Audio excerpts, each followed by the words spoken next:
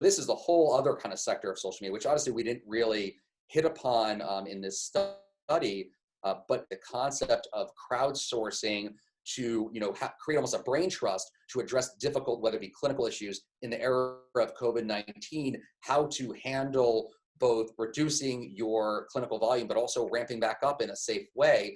This is another example, I mentioned very broad categories: education, brand development, clinical practice. It applies to colleague engagement as well. And I think it can be used so efficient. We've seen examples of that. I mean, there have been groups, for example, on Facebook that really their core mission was for this. And I was at an Association of Professors in Dermatology meeting, and one of the founders of one of these groups was giving a lecture about the formation of the group and the purpose of it. And she relayed a story about, actually a personal story about her own child, and that there was a clinical issue that she was able to pick the brain of top leaders in this field around the country in a matter of minutes. I mean, I think that is extraordinary. A couple issues do emerge. So first, your point about accessibility to, outside the circle of trust, not to throw out a Meet the Parents reference, but I think, we have to be very cautious with HIPAA. This comes up actually a lot in academia. We've talked about how so easily confidentiality can be breached, even by accident, even not the classic things like patient name, age, demographics, but even just based on your profile and making a comment, people can piece things together, figure out who you're talking about, and that would be considered a breach. So in terms of taking every measure to protect yourself as well as your patients or even your colleagues' confidentiality, that's another area where we could really use some significant guidance, and that's going to require a multidisciplinary approach.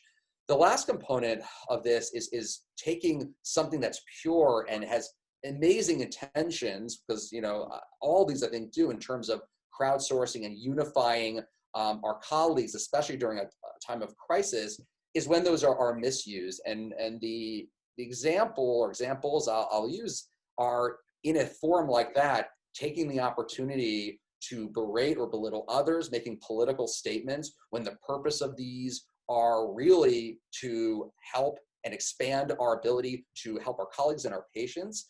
I think, I've said this to others before, I think it's very easy to be cruel and to be unfiltered when you're hiding behind a screen name and you're not there in front of someone. It gives a level of confidence that allows people to say things they may not necessarily say in person.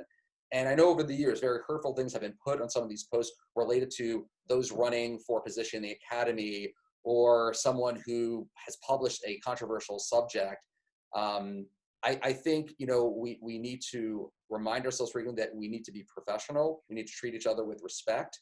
And I think, unfortunately, social media has really enabled some of us to overstep. And I'm going to take the approach of, by accident, that, these comments are made with good intentions, hopefully, but maybe the tone was either misinterpreted. As we all know, tone on text can easily be misinterpreted. So can it be on social media postings. So I think we have to also provide guidance and really remind people to think about what it is they're writing and what kind of implications that can have before they actually do. I use the analogy with my residents with emails that, once you press send, it doesn't belong to you anymore. Once you post on Facebook, once you put it on, well, I guess Instagram, you can delete it. But in most cases, once you put it out there, you can't remove it. You don't have ownership anymore.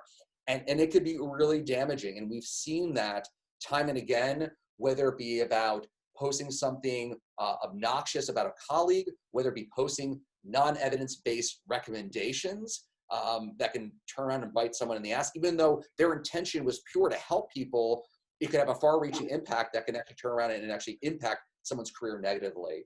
So I know I sound like I'm getting on a pedestal and, oh, look at me, I'm giving all this, important sage advice. I honestly don't know what I'm doing either. What I do know is that we need to come together and work together to come up with evidence-based and comprehensive as well as collaborative guidance to not only help us now, but to help, the future of dermatology. Because it all it takes is one poorly thought out, not evidence-based post to get the field of dermatology in the New York Times, because they love hating on us. And I really want to protect all my colleagues and our trainees and our specialty, which I love so much.